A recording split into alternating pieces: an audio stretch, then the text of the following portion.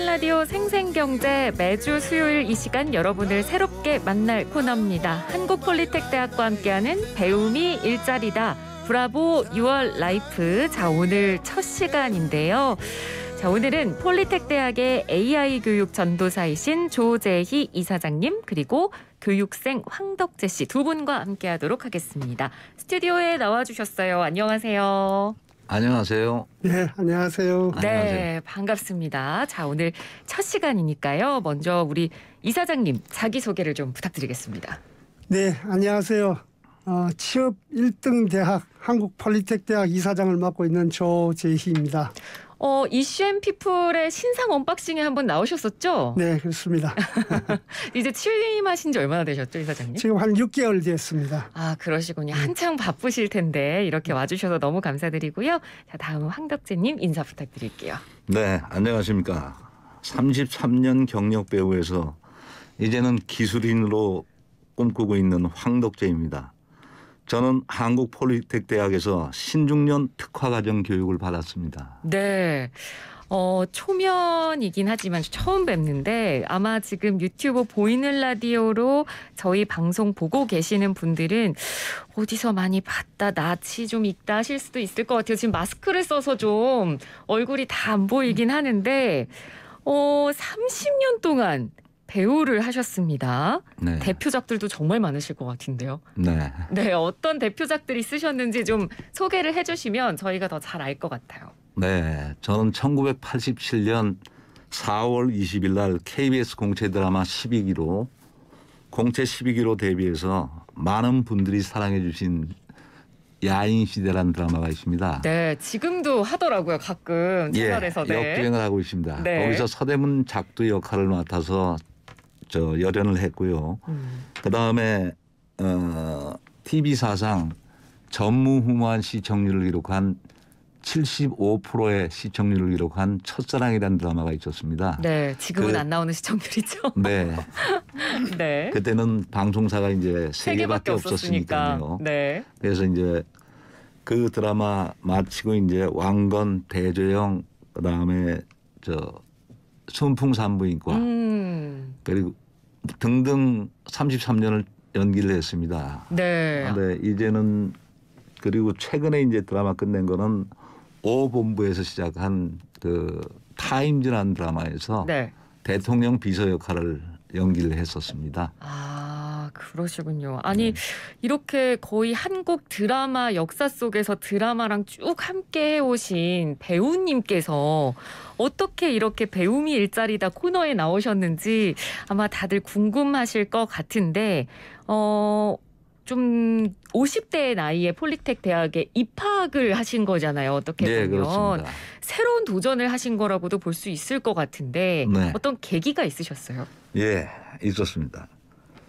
방송도 계속해서 그 판도가 바뀌지 않습니까? 그렇죠. 작품이 자꾸 연이어서 들어와야 되는데 공백기가 길어지다 보니까 제 마음처럼 쉽게 되지가 않더라고요. 아, 그러다 보니까 점점 나태해지기 시작하고 또 아는 지인한테 또 사기를 당해서 약간의 또 우울증이 왔었습니다. 그러다 보니까 이렇게 살아서는 안 되겠다 해서 어떤 터닝 포인트가 필요했었고 예. 그 터닝 포인트가 마침 우연히 고등학교 동창생인 친구가 네. 폴리텍 대학 신중년 과정을 저한테 소개를 해서 그래서 그 특화 과정을 알게 되었고 그래 올해 3월에 같이 입학을 하게 되었습니다. 아, 그러시군요. 네. 그러니까 동창의 소개로 과정을 알게 돼서 네. 입학을 하시게 된 겁니다. 네. 근데 아마 우리 이 황덕재 배우님 말고도 네. 딱 이 연령대에 제2의 어떤 인생을 꿈꾸시거나 나도 좀 이제 새로운 일을 다시 한번 해보고 싶다 하시는 분들이 굉장히 많으실 거기 때문에 이 부분에 대해서 또 이사장님께도 좀 여쭤보고 싶습니다. 방금 신중년 특화 과정이라고 얘기를 해주셨어요. 이사장님께서 이 폴리텍 대학의 신중년 특화 과정이 어떤 건지 좀 소개를 해주시죠. 예, 우리 황덕재 님이 다녔던 신중년 특화 과정은 일하고 싶은 40세 이상 분들이라면은 누구나 기술을 배울 수 있는 교육입니다. 6개월간 재취업에 필요한 기술을 압축해서 배우고 네. 국가 기술 자격증도 따고 취업까지 이어지는 과정이죠. 예. 우리 이제 폴리텍에 여러 과정이 있습니다만은 네. 그 과정 중에서도 신중년 과정은 40대에서 50대, 60대 우리가 흔히 신중년이라고 말하는 이분들이 아직은 활발하게 경제 활동을 해야 하는 시기인데 네. 재취업이 어렵습니다. 그렇죠. 네. 그래서 저희 폴리텍에서는 3년 전부터 신중년이 가장 취업이 잘 되는 전기, 냉난방 설비 굉장히 많습니다. 뭐 우리 실내 인테리어 또 특수 용접 뭐 이런 선반 이런 부분들 쉽게 한 40대 이상이 배울 수 있는 이런 과목들이 많습니다. 네. 이런 교육을 실시해서 재취업을 돕고 있습니다. 그렇군요. 저희 전국에 40개 캠퍼스가 있는데 그중에 한 13개 캠퍼스에서 네. 이 신중년 과정이 개설되어 있기 때문에 네. 누구나 쉽게 원하시면 접근할 수 있습니다. 지금 한 몇 분 정도 교육받고 계시나요? 지금 올해는 한 900명 정도가 지금 교육받고 있습니다. 네, 그래서 계속 확대해 나갈 예정입니다. 네. 그럼 그 교육받으시는 분들 배우는 것도 중요하지만 실제로 이게 일자리로 이어지느냐도 중요하니까요. 취업률은 얼마나 되나요? 제가 아까 우리가 취업 1등 대학이라 했는데 예. 실제 우리 학위과정 학생들은 전국에서 취업률이 가장 높습니다. 한 80% 이상 됩니다. 네. 특히 이제 이 신중년 과정도 지금 보면 한 취업률 60% 이상 달합니다. 모두 이 사대보험이 적용되는 그런 안정적 일자리에 취업하고 있습니다. 그렇군요. 우리 특히 냉난방 설비 우리 공조라고 하는 과정인데 네. 이 과정에 다니는 학생들 중에 21명이 이 교육 훈련 받았는데 한 명 빼고 20명이 다 취업했습니다. 그런 경우도 있습니다. 네. 그리고 전기과 같은 경우는 한 80% 정도가 거의 취업하고 있습니다. 그렇군요. 근데 이제 이 신중년 세대라고 불리는 방금 이사장님께서도 말씀해 주셨지만 40대에서 60대 같은 경우는 보통 이제 한 직장에 들어가서 평생을 그 직업만 하다가 그만두시는 분들이 많으시거든요. 그러니까 지금 배우님도 마찬가지로 거의 몇십 년 동안을 한 직업만 하셨던 거잖아요. 요즘 뭐 젊은 친구들이야 뭐 이직도 하고 그리고 뭐 이거 했다가 다른 것도 해보고 이런 걸 많이 하지만 사실 뭐 저희 아버지 세대만 같은 경우에도 한 직장에 평생을 몸담는 게 당연한 거라고 여겨졌던 세대이기 때문에 실제로 지금 은퇴 후에 일자리를 찾으려고 하면 너무너무 막막할 것 같다는 생각이 좀 들거든요. 네. 그런 분들은 이제 우리 폴리텍에 오시면 됩니다. 네. 폴리텍에 전국에 이제 곳곳에 저희가 있으니까 거의 대도시 10급 도시는 거의 대부분 있습니다. 폴리텍에 오시면 되고요. 네. 이게 우리나라만 그런 사정이 있는 것이 아니고 일반적으로 선진국이라 할 수 있는 미국 독일, 일본 다 이런 사정에 직면해 있습니다. 그래서 뭐 미국 같은 경우 백투워크 PFT 해가지고 50세 이상 되는 사람들에게 이렇게 교육을 다시 하고 이렇게 합니다. 그래서 이게 특히 이제 지금 우리 코로나 팬데믹으로 인해서 일자리를 잃었거나 또 잃을 가능성이 있는 분들 또 요즘은 더 많으실 겁니다. 자영업을 하시다가도 또 이렇게 잘 안 되시는 분들 이런 분들이 굉장히 상당히 많습니다. IMF 때처럼 이런 일자리 부분들이 굉장히 불안한 분들이 많이 있는데 이분들의 경우에 이제 우리 정부가 지원하고 이런 폴리텍에 와서 한 4개월 정도 이렇게 교육을 받으면은 충분히 일자리를 찾아갈 수 있습니다. 알겠습니다. 자, 그럼 우리 황덕재 배우님께 좀 여쭤볼게요. 연기만 하셨잖아요. 네, 그렇습니다. 그러다가 처음으로 뭐 내가 그래 이제 새로운 거 한번 배워보겠다 싶어서 학교에까지는 갈 수 있는데 배울 때 너무 어려우셨을 것 같거든요. 특히 기술 쪽은 워낙 전문 분야기도 하고 너무너무 생소할 것 같은데 배울 때 힘들진 않으셨나요? 네. 제가 사실 연기자가 되기 전에 인하대학교 전자공학과 79학번입니다. 저희 학교 선배님이시네요. 그러세요? 저는 01학번입니다. 반갑습니다. 네. 그 시절 그 시절에 그 대학생들이 다 그랬듯이 우리 예. 데모하다가 결국 저는 2년 다니고 제적을 당했습니다. 아, 그러셨군요. 그리고 연기 활동을 하면서도 또 지인 소개로 네. 서울학금이라는 회사에 네. 46년 된 회사인데 거기에 해외 담당을 맡아서 또 부사장으로 취입을 했어요. 네. 취업을 해서 네. 해외 담당을 맡아서 폴란드, 러시아, 그다음에 라오스, 미얀마, 캄보디아, 홍콩 여러 나라를 다니게 됐습니다. 그러다 보니까 그 틴이라고 네. 주석을 취급하는 회사라서 광산을 인수해서 그 광산을 제가 관리하는 직업을 맡고 있었어요. 아. 그리고 또 재련소까지 저 라오스에서 재련소까지 차려놓은 상태라서 네. 그러다 보니까 그 기술 제가 배우는 자동차는 아니지만은 조금 막연하게 힘들고 그다음에 그 기술 분야에 이미 적응을 했었기 때문에 그렇게 힘이 들거나 그랬던 부분은 아니었던 것 같습니다. 그러니까 완전히 동떨어진 분야는 아니었네요. 그러니까 몸을 좀 그렇습니다. 담아보셨던 경험이 있으시니까 네. 그다지 뭐 처음에 접할 때는 낯설진 않으셨을 것 같은데 그래도 이제 자동차과 하면 자동차 정비 쪽의 전문 기술을 이제 배우게 되는 거잖아요. 네.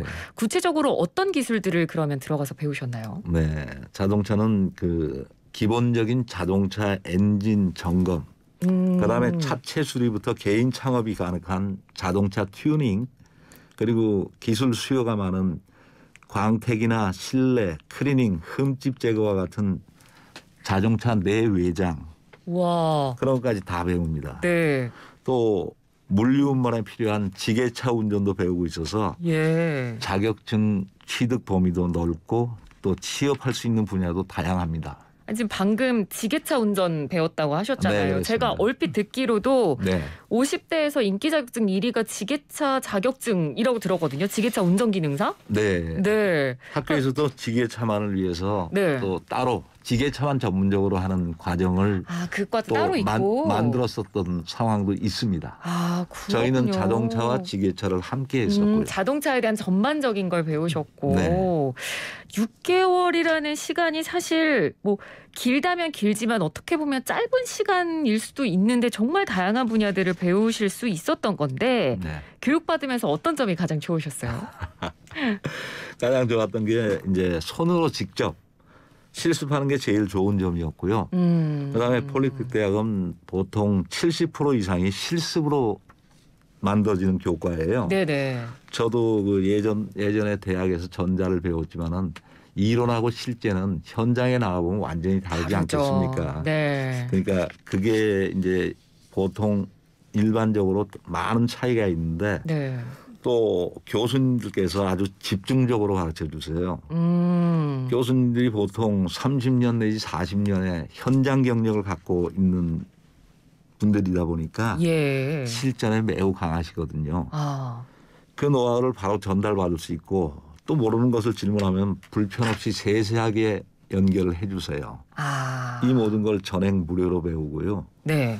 저희가 40대 중반부터 60대까지 함께 배우는데 아무래도 같은 목표를 갖고 있다 보니까 의지도 되고 서로의 또 시너지가 되고 있는 그런 상황입니다. 어떻게 보면 그 인간 어떤 대인 관계도 좀 넓어지실 수도 있는 것 같고. 맞습니다. 네, 뭔가 같은 분야를 배운다는 것만큼 끈끈하게 연결해 주는 게 없거든요. 네. 네, 그런 부분에 있어서도 제가 뭐 직접 가보진 않았지만 왠지 그 공부하는 분위기 자체도 좋을 것 같다는 생각이 듭니다. 네, 맞습니다. 네. 자, 이렇게 어떻게 보면 제 인생 2막의 재취업을 위해서 또 다른 새로운 도전을 하신 거잖아요. 네, 그렇습니다. 그러면 앞으로 혹시 관련해서 뭔가 활용하시겠다던가 계획 같은 것도 있으실까요? 제가 폴리텍에서 기술을 배우면서 저는 제 인생의 터닝 포인트를 맞은 것 같습니다. 연기와 기술이라는 안정적인 직업. 네. 그 두 마리 토끼를 모두 잡는 게 제 목표예요. 예. 그리고 이후에 경력이 쌓이고 자동차 정비 전문가가 되면은 네.